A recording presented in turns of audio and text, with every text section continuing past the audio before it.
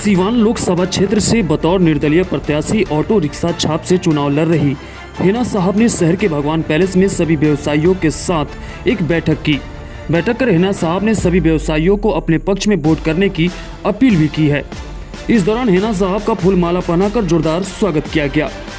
इस बैठक में शहर के व्यवसायी अब हिना साहब के समर्थन में खड़े होने की बातें भी कह रहे हैं और पूरा वोट के साथ मदद करने की बात भी कही है।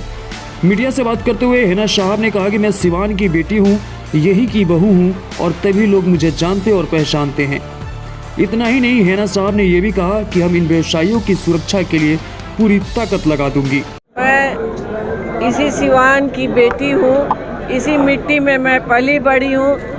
सभी हमारे भाई अभिभावक हैं और जो छोटे हैं वो मेरे भाई भतीजा हैं। इसलिए सभी लोगों ने मुझे ये सेवा का मौका दे रहे हैं, मुझे आगे बढ़कर सम्मान दिए। मैं सदा इस सम्मान की ऋणी रहूंगी। आज मैडम व्यवसायी यहाँ पे पहुँचे हुए हैं और आपने सुरक्षा की भी बात कही है, क्या कुछ सुरक्षा देंगे एमपी बन जा रही है तो? मैं चाहूँगी कि मैं प्रशासन के जरिए मैं इनकी आवाज़ बनकर उन लोगों से अपील करूंगी कि जो भी सिवान में बिगड़े हुए हालात है, सबसे पहले हमारे व्यवसायी बंधुओं को हेल्प की ज़रूरत है। आपने कहा कि रंगदारी के खिलाफ मैं ढाल की तरह खड़ा जी बिल्कुल। इसको लेके व्यवसायी को क्या आश्वासन देंगी? मैं चाहूंगी कि कोई भी अप्रिय घटना ना हो, कोई भी रंगदारी नहीं लिया जाए, क्योंकि बहुत मेहनत से सभी लोग जो रोज़गार करते हैं, मैं भी उसकी साथी के रूप में खड़ी हूँ। मेरे भी जो मेरे फादर थे वो भी व्यवसायी ही थे, तो मैं समझती हूँ कि कितनी कठिनाई से ये बस दुकान को सजाया जाता है, माल लाया जाता है, उसको जगह पर पहुँचाया जाता है, टाइम से पैसे इकट्ठे किए जाते हैं और आढ़त को दिया जाता है।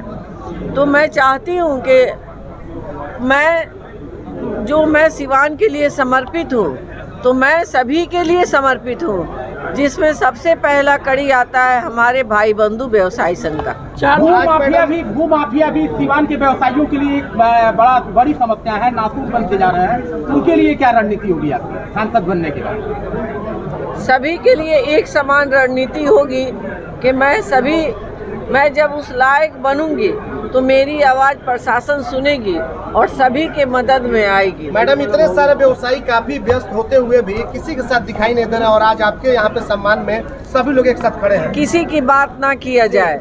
मैं इनकी बहन हूँ, मैं इनकी बेटी हूँ और जो छोटे बच्चे हैं मैं उनकी बुआ हूँ। कितना विश्वास है मैडम कि रिजल्ट जो है कि 4 जून को एक ऐतिहासिक होगा आपके पक्ष में? ऊपर वाले पे भरोसा है, सभी के आशीर्वाद और दुआ के साथ मैं चल रही हूँ। मुझे उम्मीद है कि इस बार मुझे इंसाफ मिलेगा। क्या अपील करेंगे सिवान लोकसभा क्षेत्र की जनता से? मेरी अपील है कि मैं सभी के दुख सुख की सारथी बनकर चलना चाहती हूँ और हर क्षेत्र में मैं काम करने की इच्छुक हूँ। एजुकेशन है, रोज़गार है, हमारी बच्चियों के लिए एजुकेशन में सहूलत हो और हमारी जो गरीब गुरबा भाई बंधु हैं उनको जो हॉस्पिटल से जो व्यवस्थाएं नहीं मिलती हैं वो सही से मिले, सही टाइम पर। मैडम हिना साहब, अनिता जी मन संचालन कर रहे उमेश जी और इस सभा में आए हुए हमारे सभी अति सम्मानित व्यवसायी भाइयों, पत्रकार बंधुओं, आपकी बेटी, आपकी बहू आपके बीच आई है और मैं तो ये दावे के साथ कह रही हूँ कि इनकी तो उपस्थिति हो रही है, चुनाव तो आप सभी लड़ रहे हैं। सिवान के सभी व्यवसायियों का जो उत्साह मैंने देखा है, चाहे मैं वहाँ हो, कल मैं दीनदयालपुर गई थी, वहाँ के व्यवसायी भाइयों ने मुझे देखा, सभी लोगों ने, आप सिवान वासी सभी लोग उत्साहपूर्वक हिना मैडम को एमपी बना चुके हैं। आपके द्वारा एक इतिहास लिखा जा चुका है जो भारत के पटरी पर देखने को मिलेगा। वक्त की बहुत कमी है, मैडम को जाना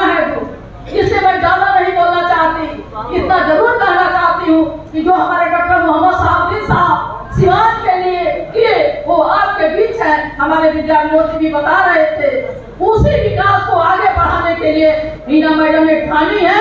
और 15 साल से सत्ता से दूर रहने के बाद भी हर घर में जाती है, सभी के दुख सुख में ब्याह शादी में जाती आती रहती है और ये हमेशा आपका मान सम्मान बढ़ाने का काम करेगी। और मैं आप सबों का इतना स्नेह प्रेम देने का मैं आभार प्रकट करती हूँ आप लोगों का, जो काफी स्नेह प्रेम आशीर्वाद हिना मैडम को दे रहे हैं और आप लोगों ने ठान लिया है कि हिना साहब को MP बनाना है। मैं ज्यादा नहीं कुछ बोलते हुए आप लोगों का स्नेह प्रेम का आभार प्रकट करते हुए मैं अपनी बातों को विराम देती हूँ। जय व्यवसायी भाइयों, जय व्यवसायी भाइयों, जय व्यवसायी।